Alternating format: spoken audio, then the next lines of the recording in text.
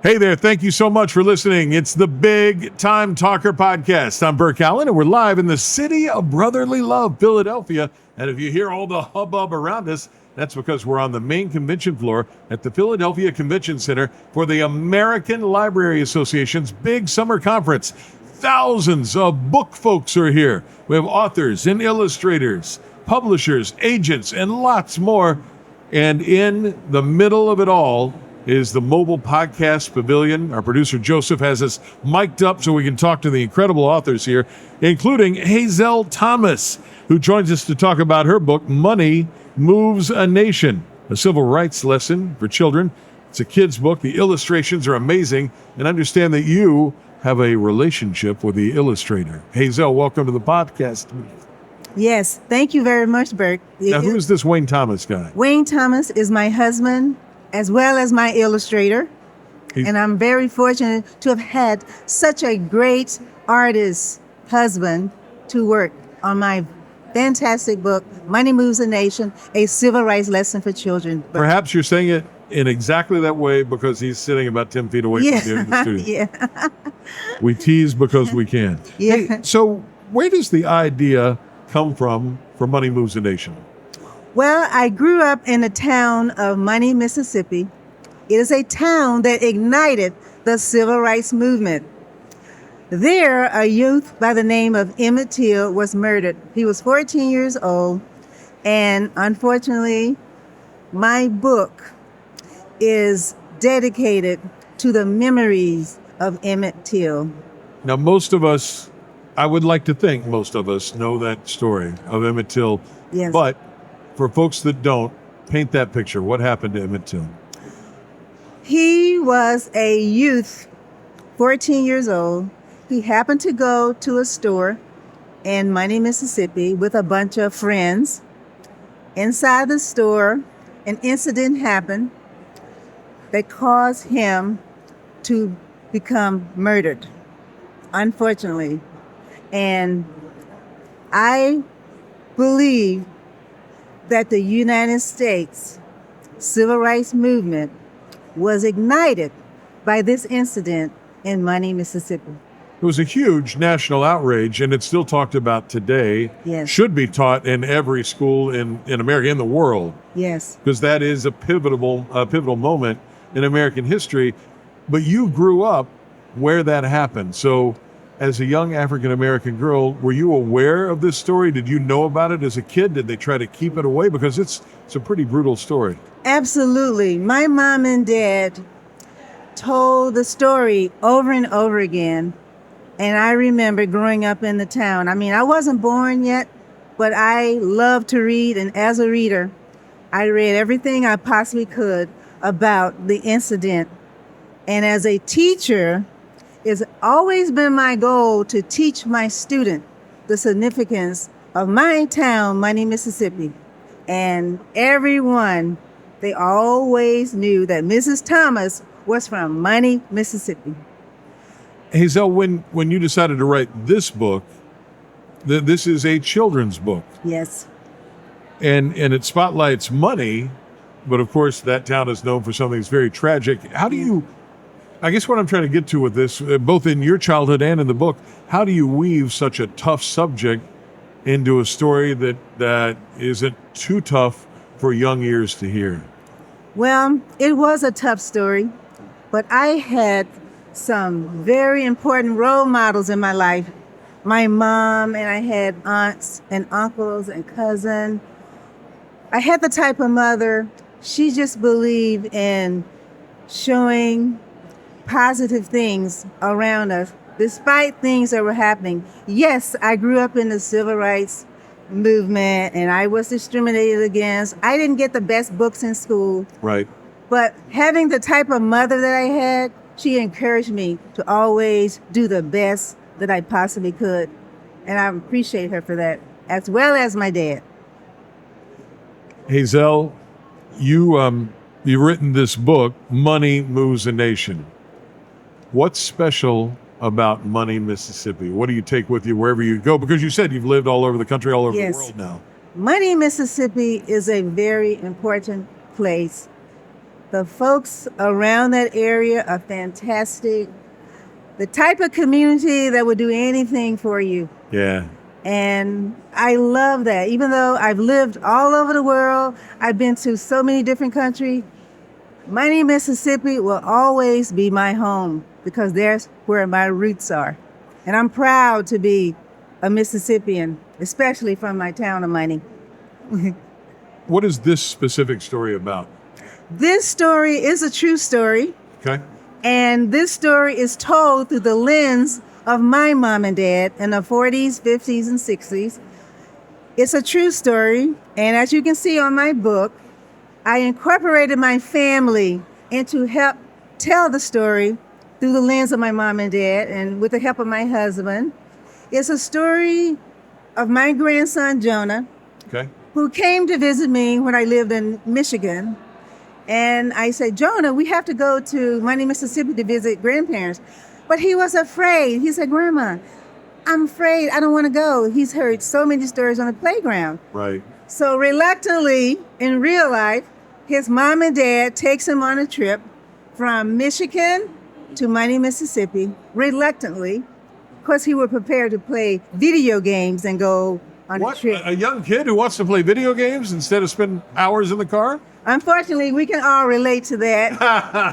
But I'm so fortunate because he ends up going to Miami, Mississippi. Right. And he ends up with a civil rights lesson that he will never forget. And I'm very happy with this heartwarming story about my grandson. By the way, if you want to check out Hazell online, there's a great website. It's called Haze Way Studio, and that's HAZE waystudios.com. And you can check out Money Moves a Nation, a civil rights lesson for children. You said you've been a teacher for many, many years. I was a teacher, once a teacher, always a teacher. Right. I was a teacher for 36 years, and I've taught in Virginia Beach, I've taught in Michigan, I've taught in Binghamton, New York, and I've taught overseas for the Department of Defense. Do you think in 2025 that young people today are more or less aware of the civil rights struggle that was not that long ago in the overall scheme of things? Do kids get it now? Do they appreciate what folks like your parents went through? Well, unfortunately, Bert, some children are not aware. And so as a teacher and having the honor to be here with my book, I'm hoping to spread the message about civil rights all over the United States. And I'm hoping that my book will get an opportunity to be in many, many libraries to help teach this heartwarming story. You're in the right place, the American Library Association annual conference. I'm excited about it, and I cannot wait to get out there and talk to as many people as I possibly can about my great book. You shake a stick, you're going to knock over a dozen librarians within eyeshot. I'm looking for you, librarians. Hazell is coming for you. Yes. Civil rights, you said you want to make sure that folks get this lesson. Yes. What is the lesson that you think people need to take away? I want them to take away that a civil rights is important to everyone, from young to the old. It is important for us to be aware of civil rights and for us to be good citizens for our country as well as the world. Now, I don't know you, we just met, but I'm going to ask you a big question. Sure. Are we better in 2025 than we were in 1965? Are we moving in the right direction with this? Well, we certainly are better. And I can speak to that because I grew up and went to a segregated community and a segregated school. Get out of here. And I've had the honor to teach in inner city schools Right. and middle class schools. And I'm very fortunate to say that I am encouraged by what I see. But we can do better, and we take it day by day. My son goes to college in Virginia. You mentioned you taught in Virginia Beach. He's 20 now. He's going to be a junior. Kid doesn't see color. He grew up in an area where it was, the United Nations of third grade when he was in elementary school. And I am very encouraged by that. Yes. As an educator who's taught all over the country, sounds like you're encouraged too that we are moving in the right direction. Yes. And Burke, I have a multicultural family. Right? My family is a United Nation. So You know what I'm talking about. I know exactly what you're talking about. And I embrace all individuals, regardless of your background. It's When you grow important. up though in money and this horrible thing has happened, and look, there were lots of horrible things that happened during that era. Does that influence young people to be distrustful?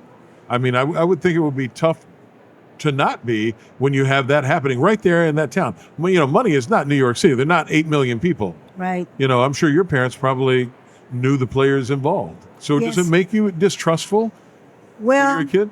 my parents taught me that in this world, there are good and bad people. Yeah. So as you get older, you learn how to understand and see people.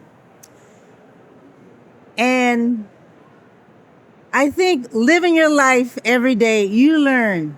You really do. You have lenses and you can see. But there are good, there's good in everyone. I truly believe that. From a girl who grew up in in the segregated South, I can sit here and say there's good in everyone. I love it. I love the positive message. The author is Hazell Thomas. The book is Money Moves a Nation, a civil rights lesson for children. What is the age group that you think would like this book and would 6 get to it? 8, 0 to over 100. It's for everyone.